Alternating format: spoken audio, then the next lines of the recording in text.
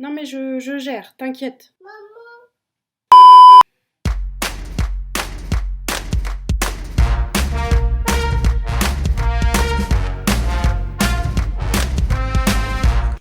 Bonjour à tous, j'espère que vous allez bien ou encore bien. Pour ce hors-série, je voudrais traiter d'un sujet important, l'image. Laquelle utiliser, dans quelle situation, son poids, sa résolution, je vais tout vous dire. Déjà, il est important de connaître les différents types d'images. Ça va vous permettre d'approfondir et de mieux comprendre leur impact sur votre utilisation du numérique. Bien utiliser, importer, exporter, envoyer un fichier, ça vous permet d'éviter pas mal de soucis, comme les problèmes d'impression, d'extension, fonction du logiciel, etc.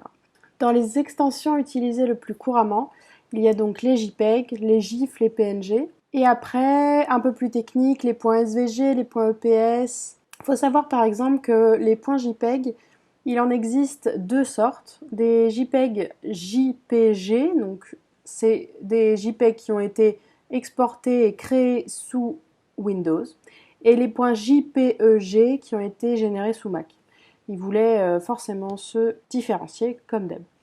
Donc ce sont tous des extensions utilisées pour vous donner une information. Pour les plus courants, le JPEG qui est aujourd'hui universel. Il s'agit d'une image compressée et compatible avec à peu près tout. Le PNG, pour le même poids, aura une meilleure qualité d'image et en plus il gère la transparence, mais très mal l'impression. Car son profil colorimétrique est en RVB, ça je vous l'explique dans vos prochaines hors-séries sur le RVB et le CMJN. C'est clairement un fichier du numérique. Donc le GIF, on est sur une image disons simpliste, que ce soit en qualité ou en couleur. Son but c'est exclusivement le web. Donc ça va être une animation de quelques secondes, souvent humoristique. Bon et puis je vous le cache pas, moi j'adore les utiliser. Le TIFF ce sera plus comme le JPEG, mais on parle là d'une extension très lourde pour des images de très grande qualité avec beaucoup de couleurs. Et enfin rapidement, le SVG c'est un support qui a toutes les fonctionnalités d'un PNG, mais à qui on ajoute l'option vecteur, c'est-à-dire qu'on va pouvoir le travailler sur Illustrator et on utilise souvent pour des logos. Le point EPS, quant à lui c'est un export fait pour l'impression normée et vectorielle, grand format chez l'imprimeur. Donc l'imprimeur il va avoir les typographies, les fichiers liés, voilà, c'est un fichier qui est fait pour l'impression. Parlons technique maintenant. On utilise l'octet comme ordre de grandeur, donc 1 KO, un kilo-octet c'est 1000 octets, un MO mégaoctet c'est 1000 KO, un gigaoctet, un GO c'est 1000 MO, et un téraoctet, un téra, plus couramment appelé, c'est 1000 GO, 1000 gigaoctets. Ça ne vous dit peut-être pas grand-chose, mais pour parler stats, un fichier texte tourne autour de 20 KO. Une image entre 2 MO et 5 MO, et une vidéo de 200 MO à 5 gigas. Sinon, comment les transmettre? Pour le transfert en ligne, l'envoi d'un fichier, le poids maxi, c'est 10 MO.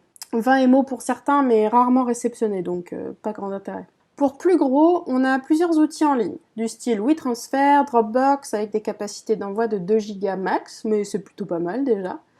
Mais aussi des espaces de stockage en ligne tels que le cloud, qui sera rapidement payant, ou le Google Drive, qui offre avec l'ouverture d'un mail 15 Go d'espace, ce qui n'est pas rien.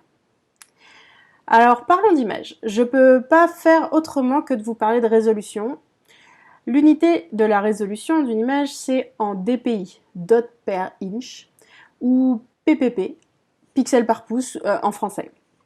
Alors un pixel, c'est vulgairement un carré de couleur qui est indivisible. Il n'y a pas une autre couleur dessus, c'est une couleur. Et il va se positionner sur une grille. Un pouce, c'est une unité britannique qui équivaut à 2,54 cm, on fait simple. Et donc les dpi, les ppp, c'est une échelle de qualité qui va vous indiquer le nombre de carrés, de couleur ou de noir ou de blanc pour 2,54 cm. Donc là, vous voyez, par exemple, on va examiner le carré de gauche. Il fait 2,54 cm de large, c'est-à-dire 1 pouce, et il contient 3 points. Donc là, 3 pixels, voilà, en largeur. On a mis 3 points dans 1 pouce, et donc la résolution est de 3 ppp ou 3 dpi. Dans les carrés suivants, milieu et droite, vous avez 8 points dans 2,54 cm. Et là, ici, vous avez donc 16 points, 16 dpi. On en conclut que plus il y a de pixels par pouce et plus la résolution de l'image ou de l'écran est fine, précise et de qualité. Dans la vie de tous les jours, on nous parle souvent de 72 dpi et 300 dpi, c'est un peu la norme. Et ça veut pas dire grand chose en vrai.